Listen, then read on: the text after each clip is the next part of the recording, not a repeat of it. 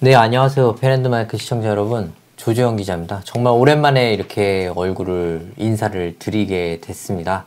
이렇게 인사를 드리게 됐는데, 아무래도 총선이 가까워 오고 있다 보니까 저도 이제 국회에서 총선에 대한 이야기를 안 할 수가 없게 됐어요. 근데 이번에 정말 지난 국회와 마찬가지로 준연동 비례대표제 때문에 발생하는 이 위성정당 문제를 짚지 않을 수가 없습니다. 그런데 지금 여러분이 보시기에는 이제 위성정당 문제 때문에 이제 야와 여가 서로 나뉘어서 싸우고는 있습니다만은 대체로 야당에서는 그렇게 썩 좋은 모양새를 보이지 못하고 있는 상황이죠. 그래서 여당에서는 누가 신청했는지를 알아보니까 좀 눈에 띄는 인물이 있어서 이렇게 여러분들께 처음으로 이제 매스컴에는 거의 처음으로 얼굴을 보이시는 분이십니다. 자, 소개를 좀 드리겠습니다. 국가정보원에서 거의 30년 동안을 봉직하셨던 이제 김석규 전 방첩국장님을 좀 모셔봤습니다. 자, 국장님, 안녕하세요. 네, 안녕하십니까. 어떻게 이 자리에 나오게 되셨는데, 어떻게 이 자리에 이렇게 초대돼서 나오시게 된 겁니까? 사실 되게 많은 이 직함 때문에 다들 관심들이 많을 텐데, 어떻게 이렇게 또 국회에 도전을 하시게 됐는지 좀 그 얘기가 좀 궁금합니다. 네, 사실 저는 비밀정보기관의 주요 간부 요원으로서 사실 이 텔레비전 영상이 나오는 그 언론에 노출되는 것을 상당히 자제해 왔습니다. 네네.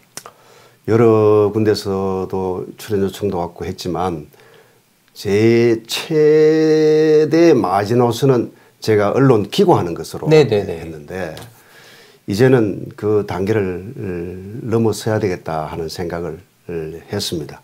제가 이제 아시다시피 현재 국회가 지난 21대에도 거의 70여 명의 전대협, 한총련 이런 주사파 세력들이 있어서 국정의 발목을 잡은 상황이었고, 그런데 22대 때 지금 이재명 그 민주당에서는 통진당 그 후신인 진보당 세력들을 이렇게 연대하는 이런 상황 속에서 저뿐만 아니고 제 주변에도 이제 더 이상 이대로 가만히 있을 수는 없다 해서 이번에 예비후보로 입후를 했습니다. 그 의미는 어차피 이제 정치권에 발을 들였는데, 정치라는 것은 기본적으로 민간 영역에서 공공 영역으로 어떤 정책과 여론들을 만들어가는 시스템에 들어가는데, 그런 차원에서는 어차피 제가 노출을 할 수가 없고, 네네.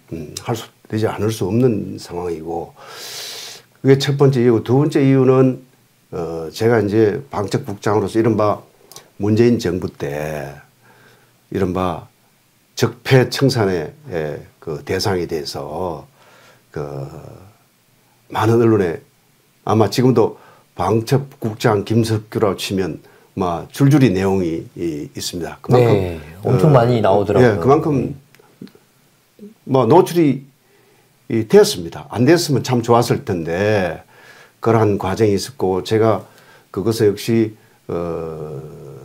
문재인 정부 때, 그때가 2017년 5월에 그야말로 뭐 세월호, 천안함 뭐 이런 걸 해서 이른바 저들은 뭐 촛불 혁명이라 하지만 촛불 광란으로 정권을 탈취했죠. 그러게 그런 후에 6월 7월부터 청와대에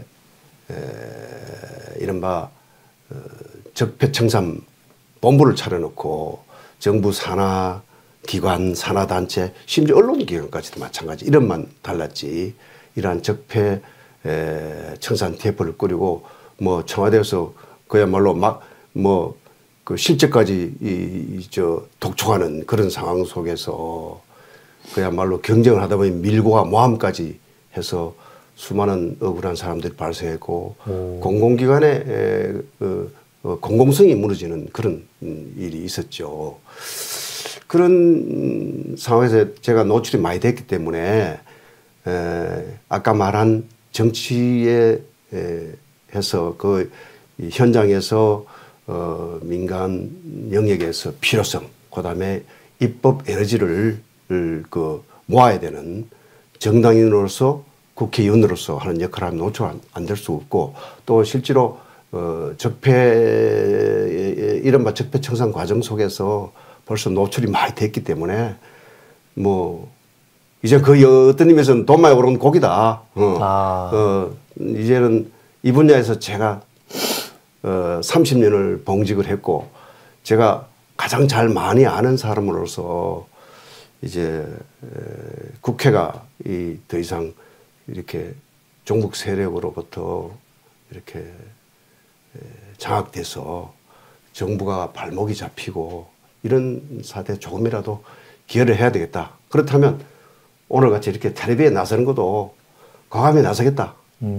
그리고 이 노출되지 않은 수많은 우리 이 동료 정보 전선의 전우들은 좀 숨어 있더라도 어차피 다 노출된 저라도 나서서 할 역할을 해야 되겠다 하는 각오로 오늘 처음으로 제 이렇게 비디오가 보이는 그런 모습에 출연을 했습니다. 이제는 뭐 할 수 있는 제 역할은 언론이다, 뭐 출연이다, 기꺼이 해서 하고 싶은 이야기들을 하겠다는 그 뜻을 밝힙니다. 사실은 저희가 되게, 그러니까 늘 이게 정보기관, 그러니까 국가 정보기관이라고 하는 곳은 되게 비밀, 그러니까 말 그대로 인텔리전스라는 이름 때문에 되게 많은 사람들의 관심을 끄는 곳입니다. 근데 문재인 정권 때 있었던 일, 그러니까 국정원 개혁 TF라는 거를 설치해서 내부에 있는 비밀 데이터베이스를 들여다보고 이런 일이 많았죠. 근데 그거에 대해서 사람들이 굉장히 관심이 많습니다. 도대체 어떤 일이 있었는지, 도대체 어떤 식의 모함과 밀고가 또 있었고, 또 이제 같이 일했던 동료들은 어떤 식으로 했었는지 굉장히 궁금해요, 사람들이.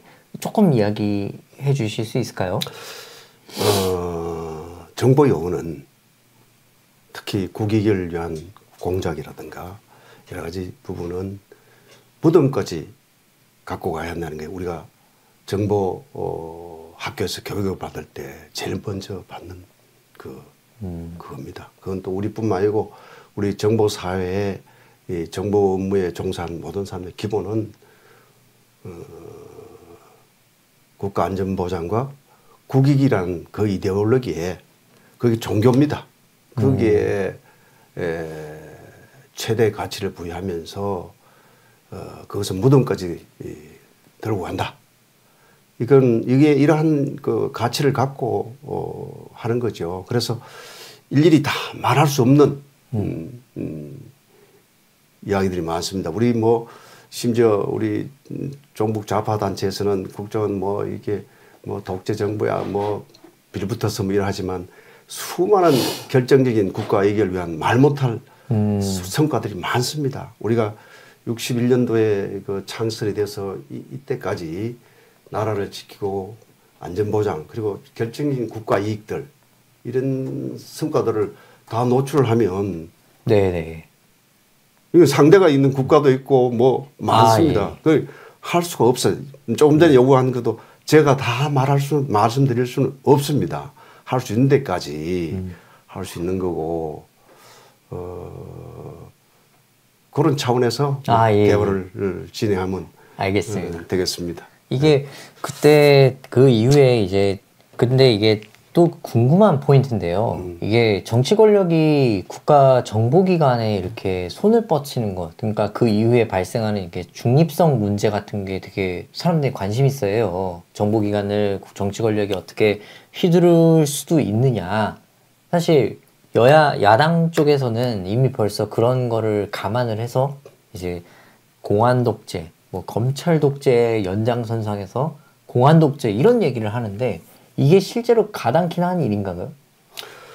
얼마 전에 민주당의 김민석 상황실장이죠. 예. 그래서 우리 전직 직원들을 모아서 박선원 전 그 차장, 그 박선원 그분은 더불어민주당에 영입되는데 삼민투위해서 그 미문화원 점거 농성 사건의 농성하고 주도로 그것이 그 당시에 그 법원에서 이적 단체로 있는 그다음에 그러한 경력을 가진 사람을 팀장을 하고 전직 국정원 직원 25년 이상 경력을 가진 사람을 팀을 해서 국정원을 감시하는 센터를 만든다고 했는데 그건 말이 안 되는 이야기죠. 세상 어느 나라에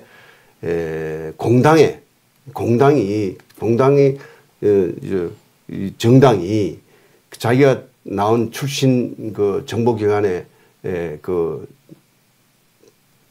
퇴직자를 모아서 역으로 그 후배들을 활용해서 빨대 역할을 해서 그 한 나라의 국민이 선택한 정부의 정보기관을 감시하게 하겠다는 것은 말이 안 되는 이야기죠. 이미 국회 안에는 정보위원회라고 하는 이게 문민통제 시스템이 94년, 5년도에 설치된 걸로 알고 있는데 굳이 이렇게 또 추가로 하게 됐을 경우에 그 반대로 여당 입장에서는 이제 정보기관의 몫의 사람이 필요할 텐데 이게 지금 없는 건가요?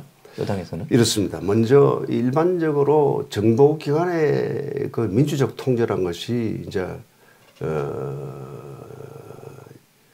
1990년대, 80년대 이후에 70년대 후반부터 이게 화두가 되었습니다. 예. 사실 그전에는 미국에서도 비밀 정보기관에 대한 그 감시 통제 기능이 없었습니다. 그러나 닉슨 대통령의 때 워터게이트라는 이런 사건이 터지고 하다 보니까 야, 이건 이제 정보기관에 대한 민주적 통제가 필요하다 해서 그래서 미국의 그 정보위원회가 만들어지고 그 외에 이건 이제 이회의 민주적 통제 시스템이 그리고 그 다음에는 대통령을 정점으로 하는 지휘 통제. 대통령도 결국은 국민이 혹은 대통령이 지휘권을 가진 통제.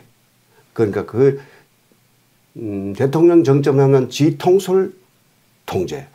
그 의회의 그 정보위원회라는 통제. 그것이 일반적인 그 현대 국가에서 정보기관에 대한 민주적 통제 시스템입니다. 그 미국의 한 예를 들면 추가로 말씀드리면 처음에는 아예 그런 게 없었죠. 왜냐하면 비밀 정보기라는 특성 때문에 뭐 그 의회에 막 뭐 노출되고 하면 문제가 있으니까. 그래서 하나 좋은 예를 들면 이른바 미국의 CIA와 함께 그야말로 참 거대한 그 정보기관 NSA, NSA라는 것은 그 뭐 예산은 CIA보다 더 많이 씁니다.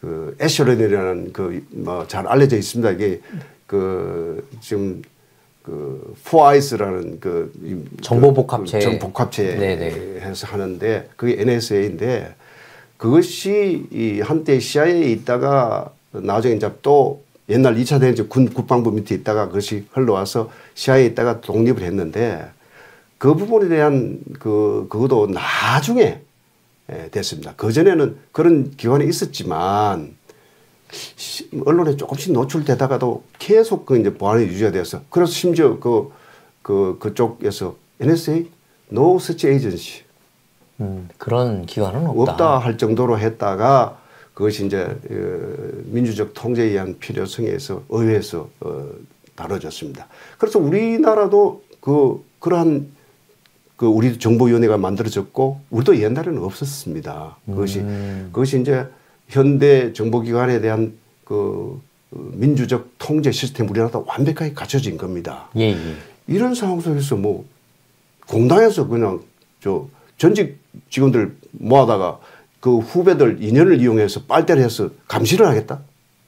이건 좀 불법입니다. 이건 거의 뭐 기관에 대한 이중 통제. 이중 통제가 아니고요. 그거는 불법 국가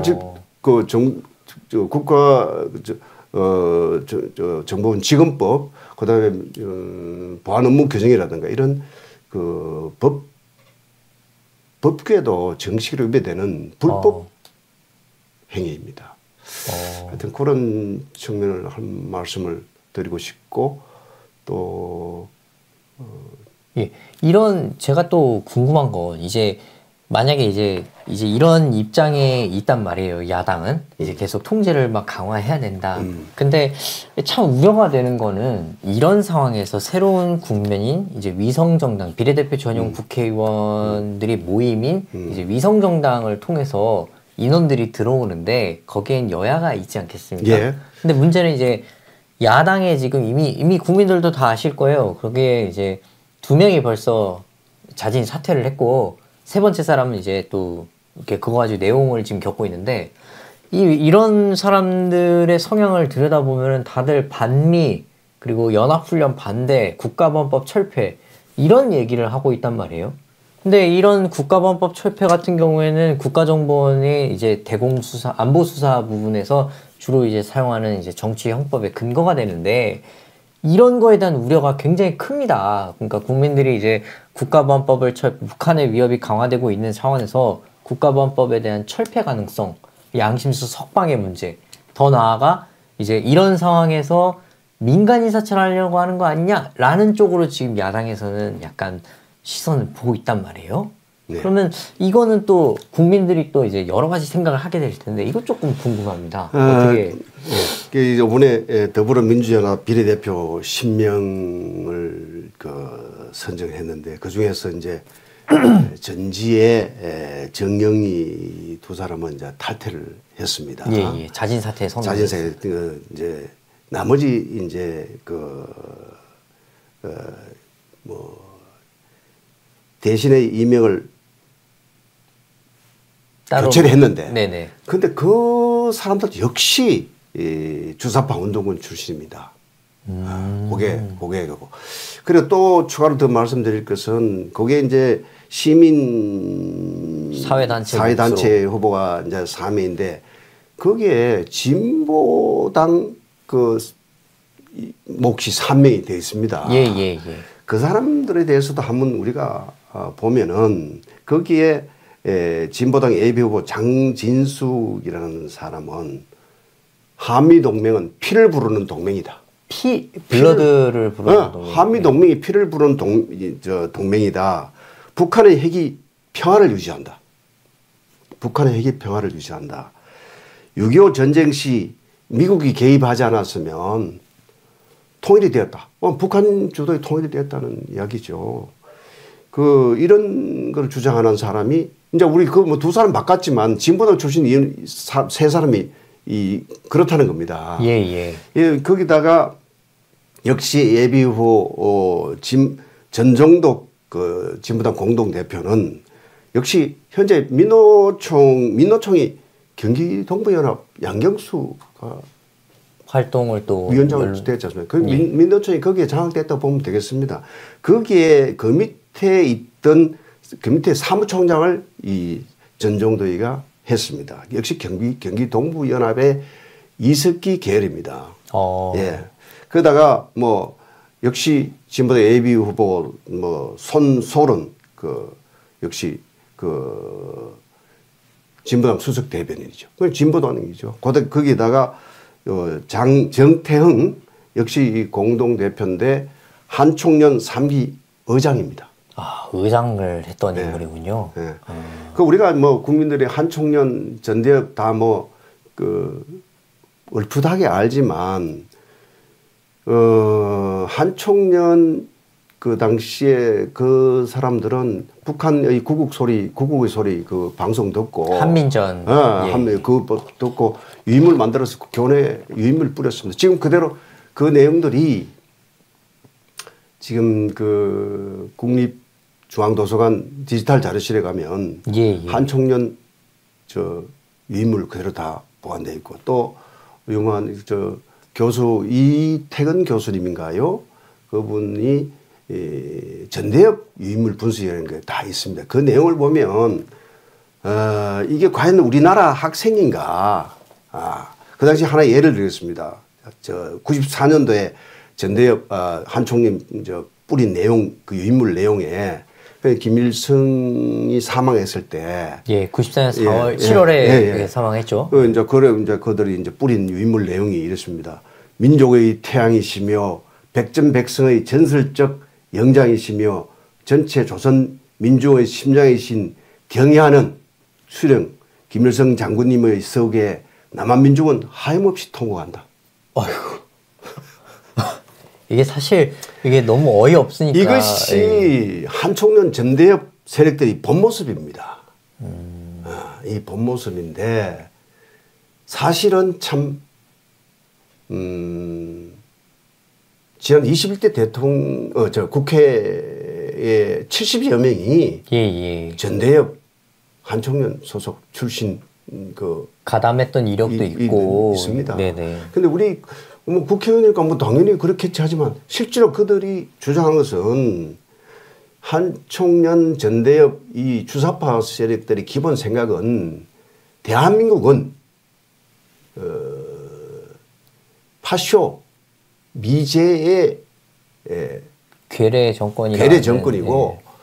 대한민국은 미제 하에 식민지다. 그래서 미군을 철수시켜야 되고 그 괴뢰인 대한민국 정부는 망하게 해야 된다. 저걸 처부숴야 된다. 이게 기본 인식입니다. 대학교 운동할 때 데모하고 할 때 그걸 주장했던 사람들입니다. 이것이 뭐 잘 사실이 그런데도 불구하고 그 사실 알아본 당장 국립중앙도서관 디지털 자료실에 한총련 유인물 다 볼 수 있고 이태근 교수님의 전대협 유인물 분석 보면 다 나와 있습니다. 그 당시 한창 80년대 90년대 한창 데모가 심할 때 우리 박홍수강대 신부님 네. 총장과 그분도 역시 이른바 옛날 낭만적 민주화 운동에 가담했던 그때만 해도 좀 덜했습니다. 그래도 어느 정도 민주주의를 주장한 물론 그때도 역시 북한의 여러 가지 이런 영향들이 조금 있었겠지만 그분 바로는요 김지하 시인입니다. 그 박홍 총장과 김지하 시인이 그 당시에 분신 자살하고 투신 자살하고 이런 상황이 온 여러 전국 대학에서 막 발생했습니다. 거기다가 또 운동권에서는 뭐 멀쩡한 학생들 프락치라면서 민간인들 때리고 이제 가둬놓고 학교 건물에 가다 놓고 때려서 안에 사망 사건이 네네. 그 남총련에서도 있었고 이번에 그 사람들 민주당에서 하려다가 공천 주려 하다가 지금 했던 거 아닙니까?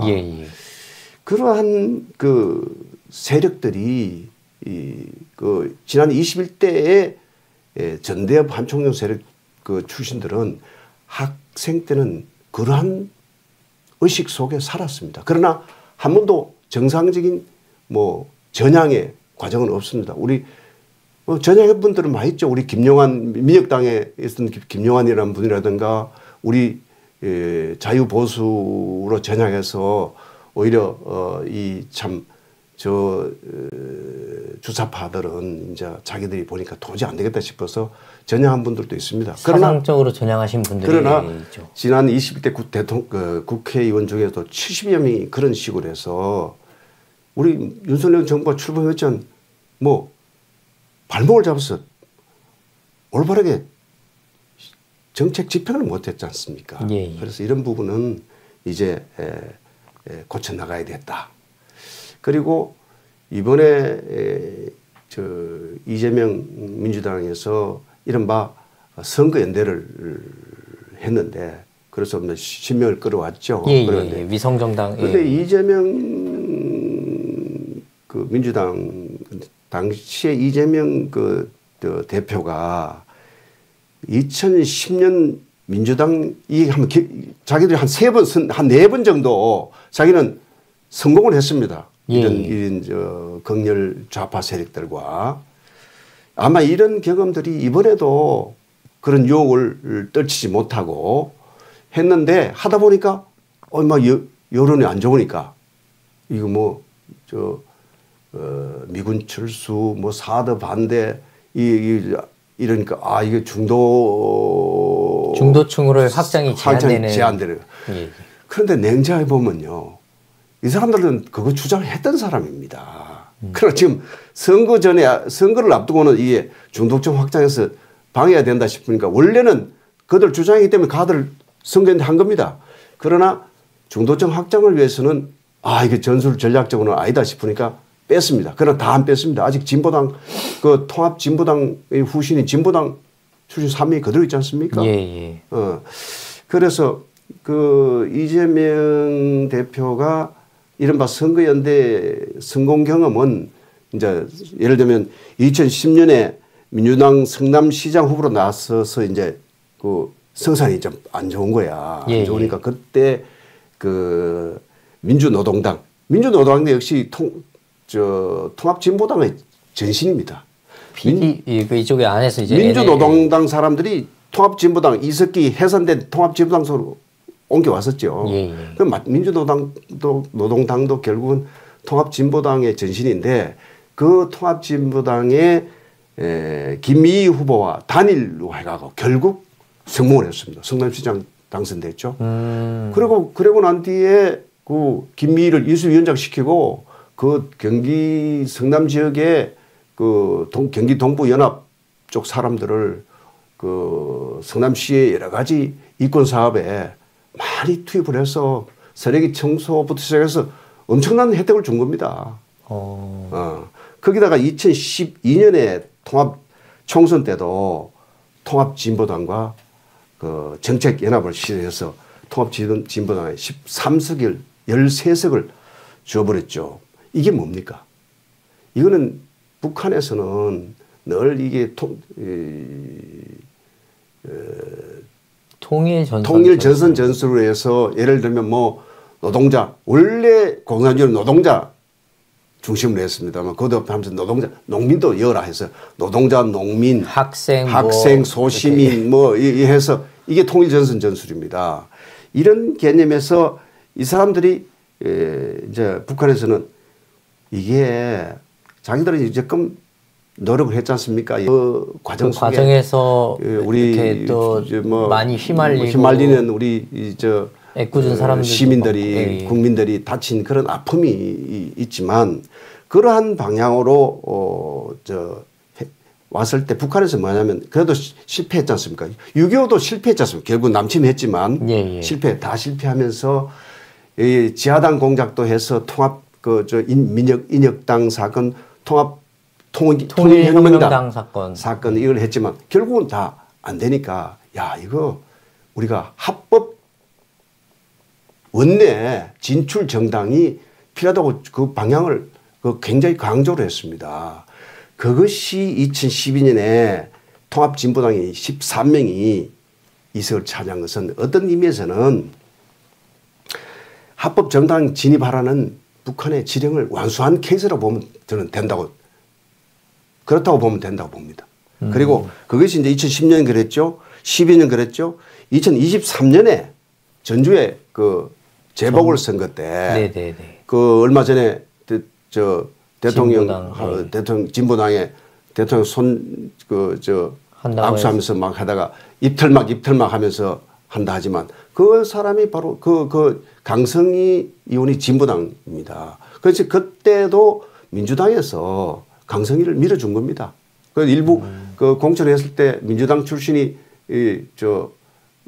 무소속으로 나오려고 하니까 너 그 당선돼도 그 입당 안 한다 하는 식으로 해가 강성희 진보당을 적극적으로 밀어서 오죽하면 강성희는 프레카드로 민주당에 감사드립니다 하면서 선거운동을 했습니다.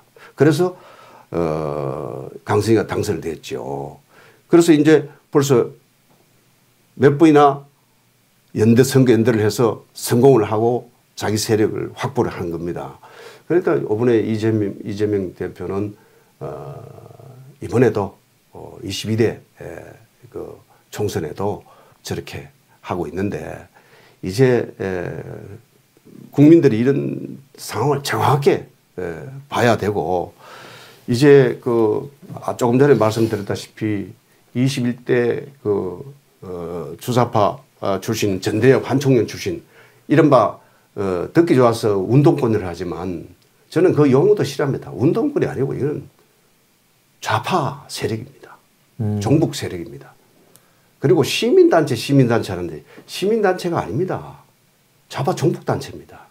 그럼 뭐 운동권 단체라고 편의상 서기는 씁니다만 저는 그 부분도 사실은 좀 거슬립니다. 이런 그들의 여러 가지 실체를 보는 입장에서는. 이게 참 그 말씀 주신 것처럼 운동권과 좌파 투쟁단체라는 그 차이, 용어의 차이가 조금 있는데 이게 참 용어의 차이에서 비롯된 몇 가지 이슈들이 있는 것 같아요. 그게 예를 들면은 뭐 양심수 석방운동이나 아니면은 뭐 그러니까 한미연합훈련 중단을 하라고 하면서 이제 좀 피를 부르는 뭐 훈련을 중단 이런 식으로 약간 강성한 용어 혹은 뭐 대표적으로 이제 뭐 민간인 사찰에 대한 문제 뭐 이런 것들. 근데 이게 용어의 차이에 대한 건데 이제 선거가 가까워 올수록 이 용어에 대한 말전쟁이라고 하지 않겠습니까? 이런 건 또 어떻게 봐야 되나? 이게 정말 복잡하고 어려운 문제입니다. 우리나라가 60년도에 뭐 국민소득이 뭐 1인당 국민소득이 뭐 67달러 이런 가난한 나라에서 그때는 북한보다 못 살았습니다. 이런 가운데 급속 성장을 하는 과정 속에서는 빈부격차라든가 도농격차라든가 노동 문제라든가 산업재해 문제라든가 이런 가슴 아픈 사안들이 많았죠. 일반적으로 이런 공산주의 이런 사람들이 이런 약점을 뚫고 들어오기 때문에 이른바 민주라는 타이틀을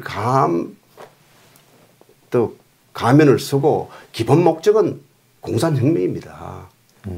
이런 걸 해왔기 때문에 상당히 어렵습니다. 이제 예를 들면 암 환자를 보면 정상 세포와 암 세포가 이게 막 섞여 있어 단칼에 이게 수술하면 오히려 위험하니까 자르기가 힘듭니다. 수술하기가. 거기다 우리는 또 성장하기 위한 우리 권위주의 정부가 있었기 때문에 여러 가지 이제 복잡한 상황입니다. 그하고 용어도 마찬가지입니다. 하나 예를 들겠습니다. 양심수 선언이라고 양심수 참 석방이라는 그 개념이 있는데 아로로 유사시에 우리 주요 시설을 점거해서 폭파하겠다는 이석기 전 통진당 의원이 그 이석기가 잡히니까 그 앞에서 양심수 석방하라고 그랬습니다. 양심수입니까? 우리 체제를 부수려고 하고 하는 북한의 지령에 따르는 그런 행동을 하려는 그런 북한이 쳐들어오면 같이 우리가 안에서 부응해서 폭동하겠다는 거 아닙니까? 그거 양심수라고 합니다. 이게 제가 또 한 가지 더 말씀드립니다. 한번 얼핏 보니까 이제 자기 나이 드신 분인데 아마 이분 이 방송을 들었으면 싶은 생각이 듭니다. 자기 부친은 북한의 월북에서 그 난파 간첩 교육을 받고 남한에 간첩으로 난파됐는데 자기 어릴 때 초등학교 저학년 때 자기 아버지가 수갑차고 잡혀간 걸 보았는데 이걸 표현을 뭐라고 했냐면 우리는 아버지가 수갑차고 개 끌려가듯이 끌려갔고 우리 가정은 파탄이 났다고 이렇게 하면서 그 당시 아버지는 통일운동을 하다가 그렇게 됐는데 우리 가정은 파탄이 왔습니다. 양심수에 대해서 우리가 적극적으로 나서야 됩니다. 이 논리입니다. 그게 말이 됩니까? 북한에서 간첩 교육받고 우리나라 간첩으로 난파되어 와 있는 사람은 공안기관에 당연히 체포를. 북한이 누굽니까? 6.25를 일으키고 자유민주주의와 시장경제 체제를 무너뜨리라는 하고 그걸 무너뜨리기 위해서 전쟁까지 일으켜서 수만 명이 죽은 전쟁을 일으킨 이름 그대로 말하면 반국가 단체 아닙니까? 지금 예를 극단적으로 말하면 그런데 교육을 받고 넘어온 사람을 양심수라고 그러죠. 그러니까 이석기나 간첩 잡혀간 교도소 앞에서 양심수 석방하라고 하는 게 그게 양심수의 이런 용어 부분이 있습니다. 또 한 가지 민간인 사찰이라는 부분을 그냥 쉽게 얘기하는데 그거 사실 웃기는 이야기입니다. 우리에게는 당연히 분단 상황 속에서 북한의 대남 공작 부서가 있고 끊임없이 우리 남한을 그 체제를 회수하기 위해서 끊임없이 노력했고 실패를 했고 이런 지금 우리는 세계 10위권에 들어간 자랑스러운 나라로 지금 되어 있지 않습니까? 예. 이런 상황 속에서 우리 60 해방 이후부터 우리 공안기관에서는 엄청난 그 이 북한의 그 이 불법 간첩이나 이런 세력들을 그 막기 위해서 노력을 해왔습니다. 그런 노력들이 예를 들면 우리가 불순 세력 간첩을 잡기 위해서 육군 상하리고 생도들 앞에 가가 거기서 살펴볼 필요가 있겠습니까? 경찰 기동대에 가서 살펴볼 필요성이 있겠습니까? 시장, 민간 단체, 그러니까 민간인 이 세상에 대해서 우리가 살펴보고 이 불순 세력들 그 내사를 하고 혐의자가 있으면 내사하는 거지. 그러니까 그런 민간 세상 속에 대해서 내사를 한다. 그런데 내사란 부분은 경찰관 직무집행법에 있고 검찰 수사직무집행법에 있는 게 내사입니다. 그거는 수사 절차 중에 있는데 그거를 갖다가 사찰이라고 네이밍했죠.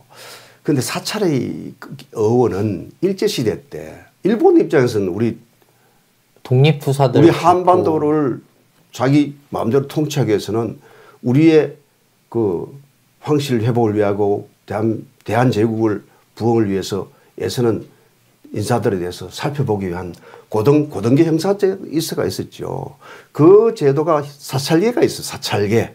그때 사찰이라는 용어를 썼습니다. 그 이름을 따다가 이제 그 사찰이 그대로 61년대까지 그대로 이제 해방되고 경찰 기능을 당연히 해방될 때도 무조건 해방된 상황에서도 경찰 기능을 가져야 된다 아닙니까? 치안력 유지를 위한 그것이 61년도에 그걸 정보과로 바꿨습니다. 사찰과를. 예.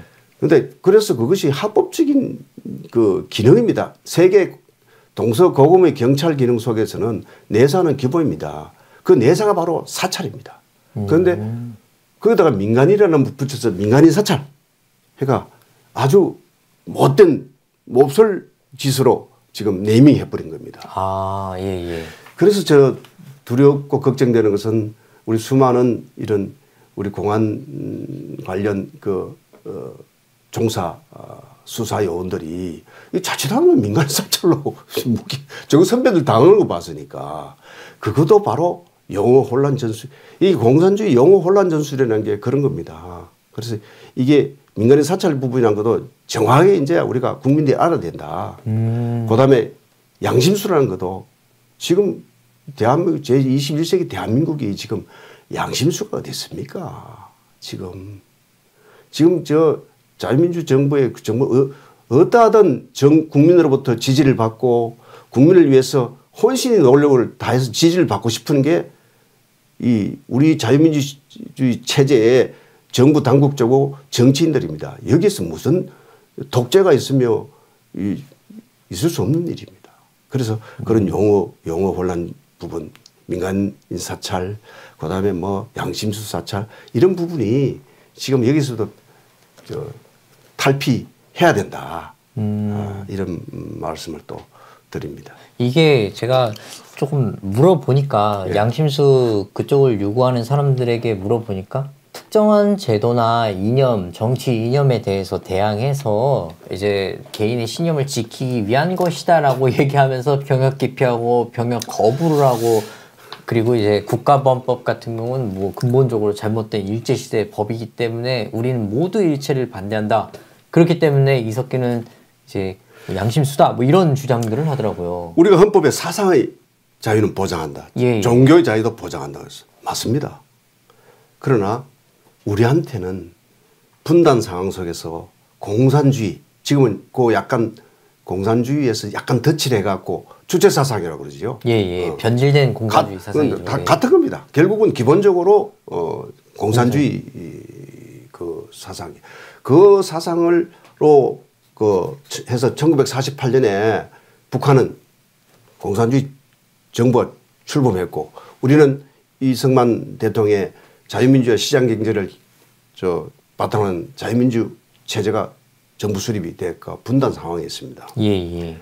그런 상황 속에서 뭐 미군이 철수하고 난 뒤에 50년도에 뭐 에치슨 뭐 선언을 해보고 이런 그 상황 속에서 6.25가 발생했습니다. 수만 명이 죽었습니다. 미군들도 3만 명 이상이 죽고 그 수많은 자유우방 국가들이 와서 우리가 지원을 해서 우리가 자유민주 체제를 지켰습니다. 예. 즉 우리가 사상의 자유라 하지만 공산주의라는 그 사상 속에서 북한 정권이 수립되어 있고 그것이 우리 체제를 위협하고 그 속에서 수많은 얼마나 많은 사연이 있습니까? 무장공비 쳐들어왔죠. 휴전 도끼 만행 사건이 있었죠. 아, 예. 그다음에 뭐 저 1.21 사태 때 김신조 그 우리 경찰관들도 청와대 공격하에서 와서 수많은 사람이 죽고 예비군 동원 뭐 예비군 제도가 만들어지고 뉴스 그 당시에 우리 어릴 때 뉴스에 보면은 공비들의 사체와 억울하게 죽은 뭐 우리 이승복 어린이 공산당이 싫어요. 이 한마디로서 적입니다.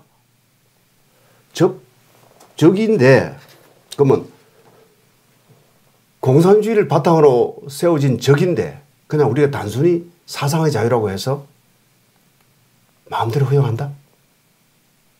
아, 그거는 좀 우리 정부는 국가라는 것은 국민의 생명과 재산을 보호하는 게 기본 임무지 않습니까?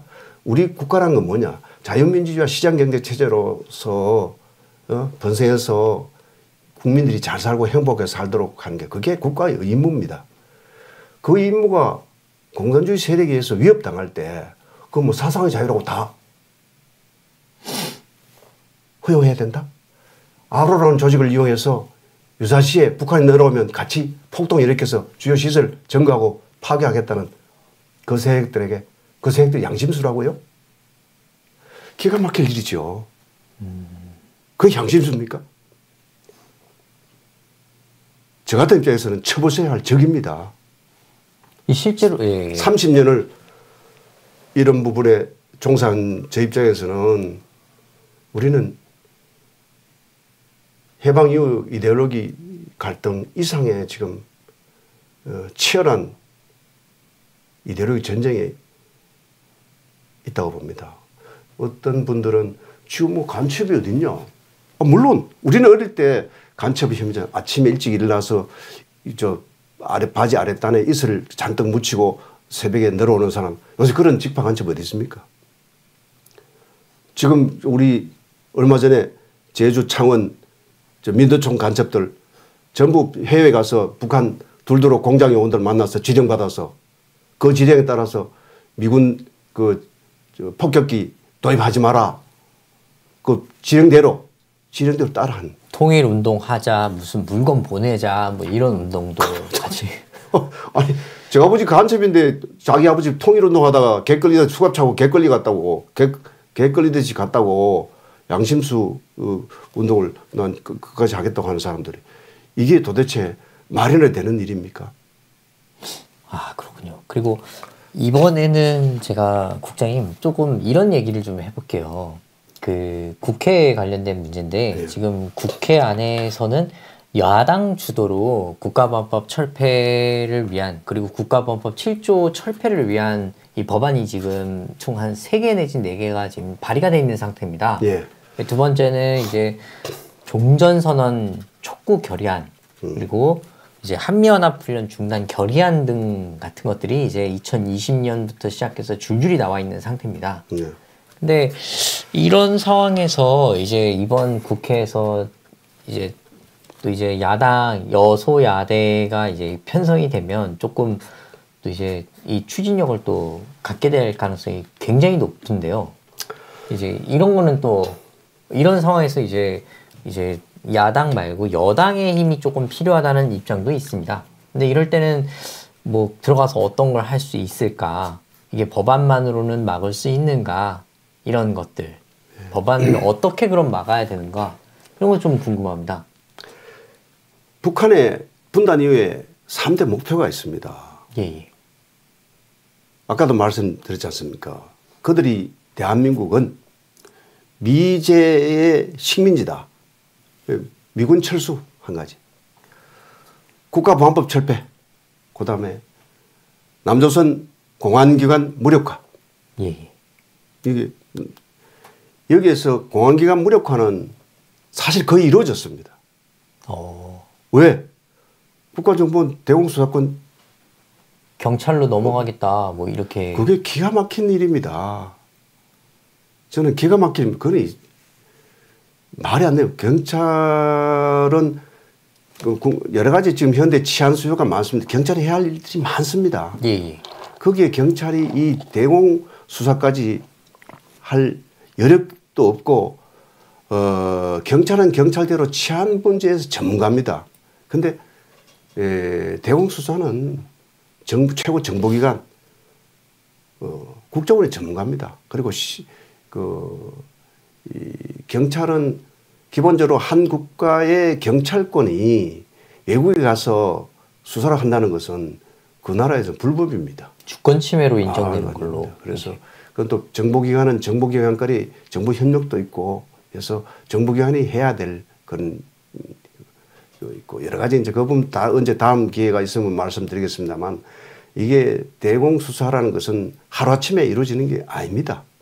그래서 오랜 기간 우리 국정원은 한번 대공수사관이 되면 마칠 때까지 그걸 합니다.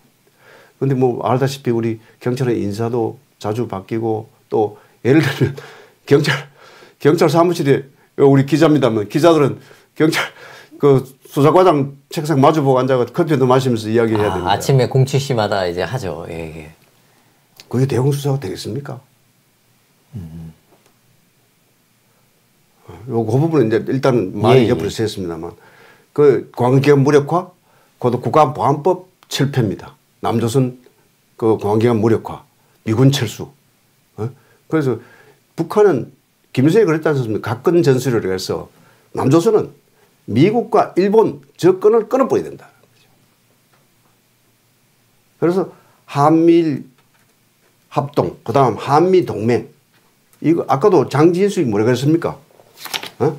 한미동맹은 피를 부르는 동맹이다. 저는 어찌 보면 좀 북한의 전술 그대로 대남 전략을 그대로 따라하는 겁니다. 북한이 추종하는 3대 노선에 예. 거의 편승하고 있는 거네요. 이 부분이 우리가 그 22대 국회가 만들어졌을 때 적어도 이 자유민주보수 국회가 이루어져야 되는데 정말로 이번에도 만약에 그런 식으로 특히 이 진보당, 이 경기동부연합, 한총련, 전대협 이런 주사파 세력들이 많이 갈수록 참으로 어렵겠다. 거기다가 우리 기억하지 않습니까? 김선동 의원, 예, 기억합니다. 강기갑 의원, 그 전부 그 통합진보당의 그 전신인 민주노동당, 그 다음에 그 통합진보당 국회의원이지 않습니까? 김선동 의원 체류탄 던지고 완전히 국회의사당을 체류탄으로 난리지겼고, 강기갑 공중부양 이 이상의 국회 나는 난동이 있다고 봅니다. 지금 이 국회에서 이런 상황에 대한 준비가 필요하다. 그렇게 봅니다. 이게 또 이번에는 또 어떤 부분이 또 좀 문제가 되는 거냐면 그 2020년 여름경에 김병기 더불어민주당 의원이 국가정보원법 국가정보원법 개정안을 냈는데 거기에 기존의 국가정보원의 주요 기능 중에 하나인 보안정보 수집, 가공, 배포에 관한 건을 이제 삭제를 하는 내용의 개정안을 발의를 했어요. 거기 이제 이낙연 그때 네. 당시 이제 대표도 포함되고 네. 뭐 네. 네. 이랬는데 네. 이 보안 정보 기능을 없앴는데 한동훈 위원장은 네. 한동훈 국민의힘 비대위원장은 대공수사권을 반드시 부활시켜야 된다. 네. 그러면은 이게 경찰로부터 이제 이관했던 내용을 아니면은 안보수사기관을 좀 더 강화하거나 국가정보원 사람들이 들어가거나 이런 건데 여기서 이제 국가정보원 몫의 어떤 입법 기능이 할 수 있는 사람들이 야당 말고 여당에 있습니까? 현재 참 묘하게도 국가정보원 출신 국회의원이 없습니다. 김병기 의원 김병기 말고는 의원은 네. 더불어민주당 의원이죠. 예, 예. 그리고 김병기 의원은 국정원에 있으면서 주로 관리 파트에 행정 관리이고 그 예를 들면 뭐 방첩이다, 뭐 대테러, 뭐 그다음에 국제 범죄라든가 그다음에 전문 해외 공작이라든가 이런 액션 파트에는 경험이 없습니다. 그러니까 그런 현 상황이고 지금 대공수사권이 아까도 말씀드렸다시피 대공수사권이 없앴는 그 당시가 바로 뭐냐면 70여 명의 주사파 국회의원이 장악해 있는 21대 국회입니다. 예. 아까도 말씀드렸듯이 20대 주사파 국회의원들은 학창시절 때 뭘 주장했습니까? 미군 철수, 국가보안법 철폐, 국정원 안기부 폐지, 공안 기능 무력화 뭐 이런 거. 이거 주장하던 사람이 지금 국회의원에 있습니다. 미 문화원 정부에서 철수탄 던지고 불 지르고 하던 그것을 그것만 했습니까? 대기업 회장 집에 가서 강도질하고 정문에 경비 칼로 찔러서 다치게 한 강도짓을 하고 미 대사관도 월담하고 이걸 갖다가 민주화 운동이라고 하면서 국회의원 배지단 사람들입니다. 그 사람들이 대공수사권을 없앤 겁니다. 이제 국민들께서 이것을 직시하셔서 이제 이 대공수사권 회복해야 됩니다. 지금 아직은 우리나라는 분단 상황에서 지금 김정은은 저 11살 먹은 애를 후계자 삼는다고 권력을 주머니에 든 사탕처럼 3대, 4대까지 물려드는 이 우리 불쌍한 우리 동포들을 앞지하에 둔 그런 상황이 지금 남한 자유민주 체제를 위협하는 이런 상황입니다. 그뿐만 아닙니다. 중국과 러시아가 있습니다. 중국과 러시아는 기본적으로 현대적 자유민주적 가치가 있는 가치를 충성하는 나라가 아닙니다. 우리 여기에 말하기엔 참 그렇습니다만 기본적으로 공산주의 전제국가입니다. 벌써 시진핑도 자기 거의 평생 집권하는 방향으로 가고 푸틴도 완전히 장기 집권으로 지금 돌입했지 않습니까? 정상적인 권력 창출, 정권 창출 시스템이 없는 전 세계 현재 북한, 중국, 러시아 그 외 이데올로기는 그 정교 불교가 이루어지지 않는 이란 같은 나라들이 이란은 우리한테 멀리 떨어져 있지만 그런 상황 속에 있는 우리나라고 그런 속에서 이 국가 최고 정보기관의 안보 기능을 무력화시킨 것이 지난 정부의 대공수사권 폐지입니다. 이거를 국민들께서 이제 좀 이걸 해줘야 됩니다. 지금 국정원이다 뭐 권력기관이 국민들이 어떻게 하든지 국민들이 지지를 받고 싶어 애를 쓰는 것이 현재 자유민주주의 정부 관료들이고 정치인들입니다. 지금 국민들 뭐 인권 문제 지금 인권 탄압했다가 난리가 납니다. 예.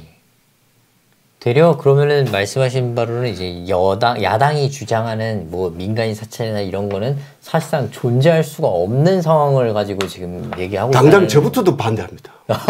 예. 제 살아온 가치가 자유민주주의 가치고 제 아이들이 살아갈 우리 조국인데 인권을 탄압하고 정권 개인에 충성하고 있을 수 없습니다. 자유민주주의와 시장 경제 체제를 보호해야 하는 이런 중체대한 위기 상황이라는 거죠. 이제 국민들이 똘똘 뭉쳐서 이제 가야 됩니다. 이제 이 종북 세력들 잘 극복하고 가면 지금 우리 시비가 아니고 우리 얼마나 자랑스럽습니다. K-팝, 음악, K 음식, 세계 문화를 주도하면서 세계 경제 시비가 아니고 앞으로 저는 우리나라는 세계 5위권도 간다고 봅니다. 그 전제는 이 수구 꼴통 좌파들의 그런 폐해들을 극복해야 되는 중요한 시점입니다. 이번 국회 때 그게 극복이 되고 이번 이 전쟁 해방 이후의 이념 전쟁에서 우리가 그래도 나라를 지켜왔듯이 이번 이걸 잘 극복하면 우리는 우리 후손들에게 세계 5위권 내에 선진국을 물려줄 수 있다는 겁니다.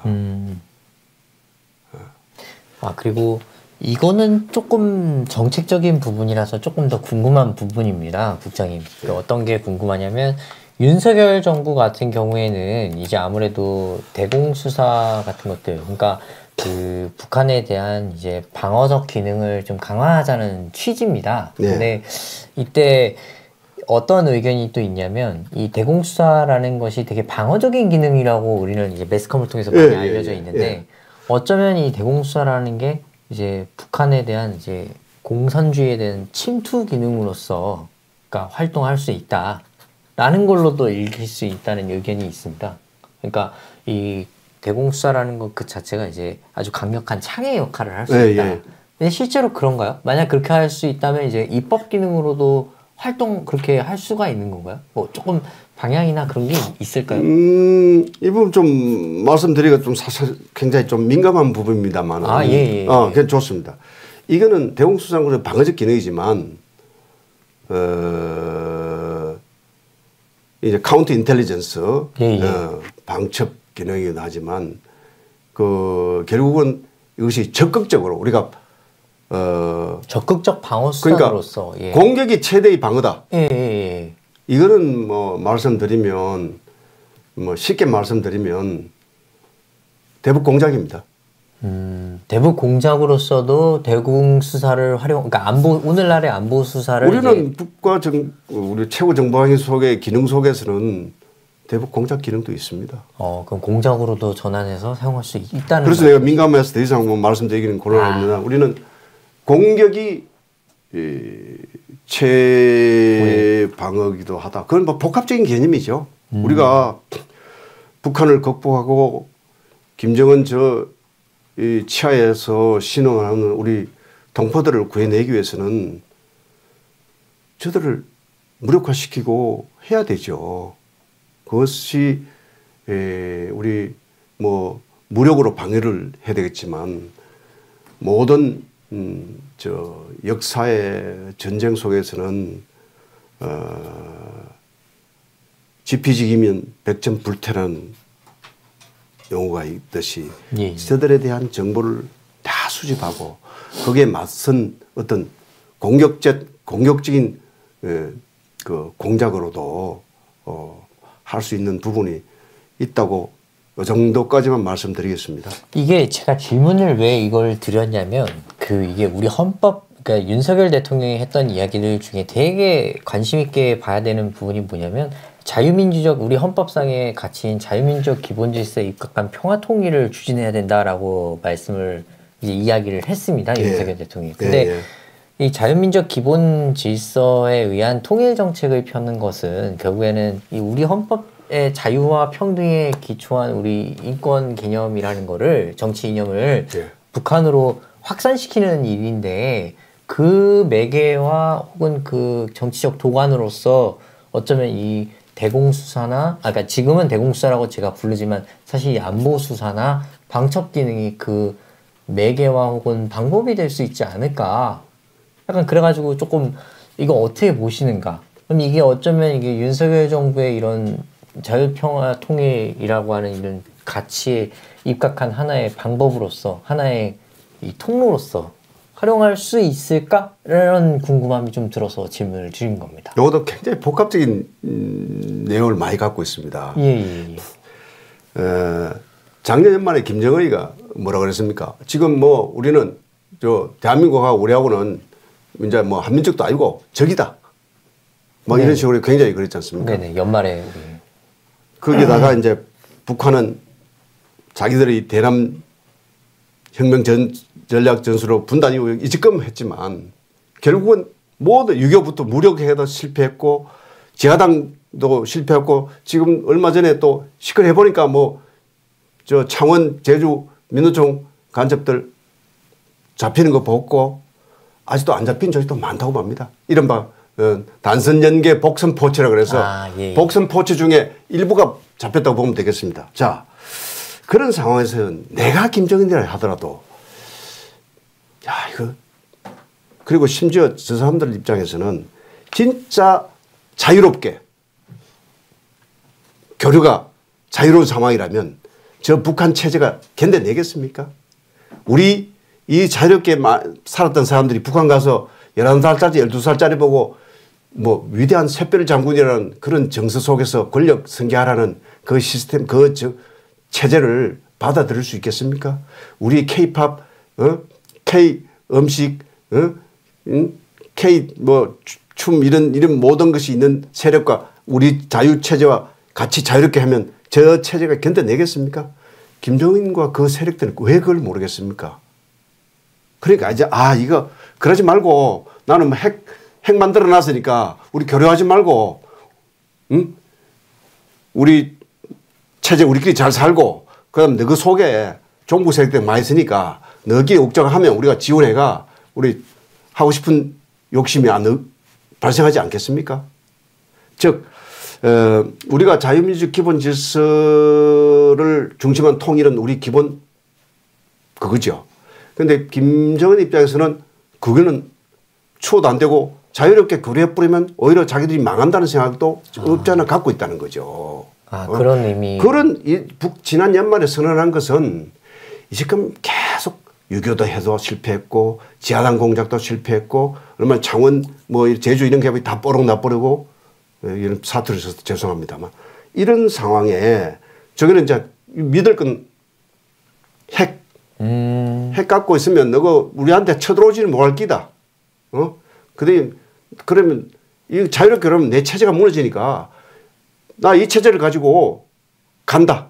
가는 대신에 남한의 정북 좌파 세력들과 해외에서 만나서 계속 지령 주면서 옛날에 월남이 월맹보다 훨씬 잘 살고 했지만 무너졌습니까?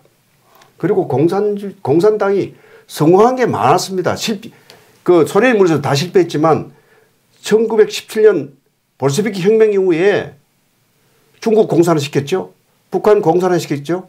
월남 공산화 시켰죠. 인도 진화 반대에 많은 그거 했죠. 남미에 그걸 했죠. 프랑스, 이태리도 공산화 시키려 해서 엄청 노력했는데 CIA가 그때 들어가서 공작을 해서 막는 그것도 많이 했습니다.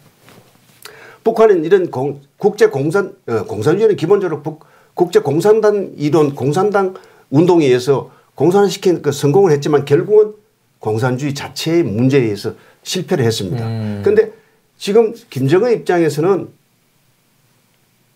이게 했지만 이제끔 실패했다. 6.25도 무력 침도도 실패하고 이것도 실패했는데 지금 상황에서 지금 성공한 거는 핵 개발만 성공한 겁니다.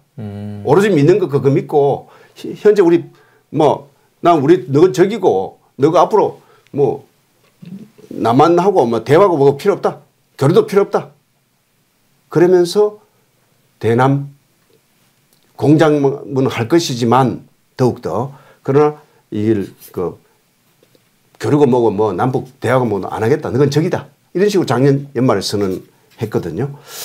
그런 상황 속에서 우리가 남북 관계 부분은 기본적으로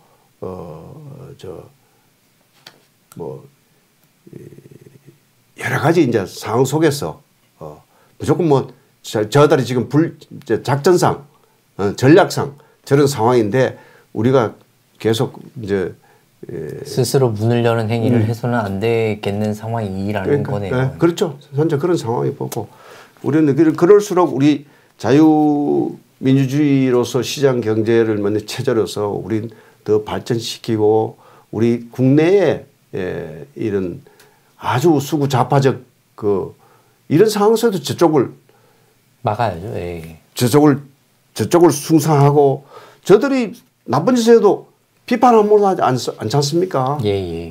이런 세력들을 극복하는 방법은 이제 국민들이 나서줘야 된다. 이번 총선이 되게 중요한 국면이라는 이제 국민들이 나서줘야 된다는 거죠. 그 국장님 그러면 좀 이제 마지막 질문으로서 또 이제 국회 활동을 하고 관련해서 이제 또 하고 싶으신 마지막 말씀 있으시면 남겨주시면 또 좀 좋을 것 같습니다. 저는 사실 이번에 어쩔 수 없이 이 비례대표에 예비 후보로 나섰습니다. 예. 뭐 좋은 그 번호를 줄지 안 될지는 모르겠습니다. 근데 이런 상황 속에 저는 저들의 취약점과 어떤 의미에서는 밑바닥까지 다 압니다. 그 각종 계보라든가 그 좌파 세력들의 흐름이라든가 그리고 그들의 어떤 선전선동술, 기만술 우리 국내뿐만 아니고 북한의 여러 가지 대남 전술까지 다 참 솔직하게 말씀드리면 꿰뚫고 있습니다. 예. 그래서 저 같은 사람이 이 시점에 의회에 국회에 반드시 들어가야 된다고 생각합니다.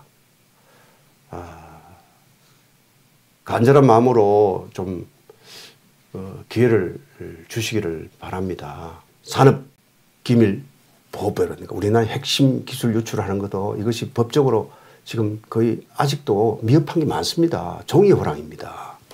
뭐 그것뿐만 아니고 그다음 대테러 방지법도 이 말씀드리면 대테러 센터가 지금 총리 산하에 가 있으면 제 소신은 저거는 국가안보실로 가야 된다. 그리고 대테러 방지법에 테러센터, 테러 단체 지정도 우리나라에서 못하게 되어 있습니다. 유엔에서 지정한 것만 하도록 되어 있다는 거죠. 지금 우리나라 이런 그 분단 상황 속에서 우리가 주권 국가로서 우리가 테러 단체를 지정할 수 있어야 되는데 그것도 못하게 되어 있다는 거죠. 이런 여러 가지 이제 대공수 사건을 가져오려면 국정법을 바꿔야죠. 그 다음에 조금 전에 말씀드린 몇 가지 법들이 안보 관련법입니다.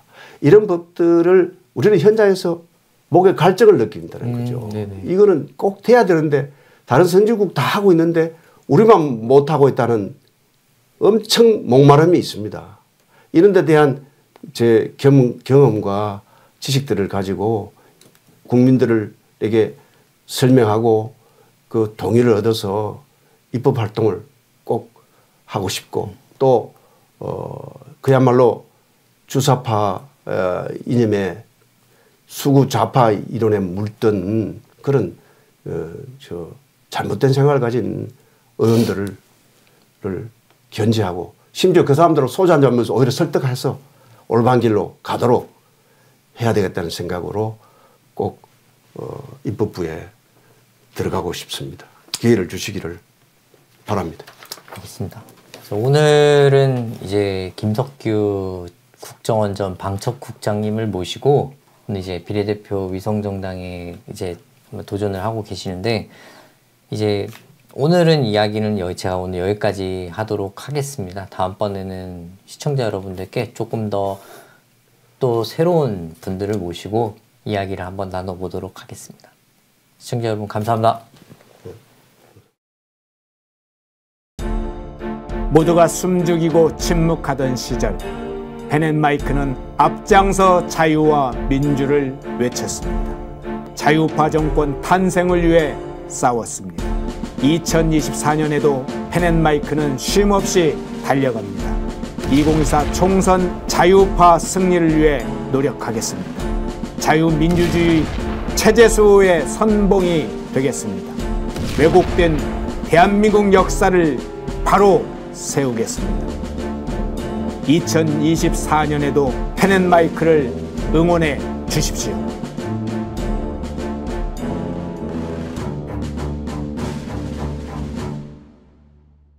인터넷 검색창에 펜앤마켓을 검색해 주세요. 펜앤마켓은 펜앤드마이크 구독자분들을 위한 종합 쇼핑몰로 좋은 상품으로 온라인 최저가를 목표로 하는 마켓입니다. 많은 관심과 사랑 부탁드립니다.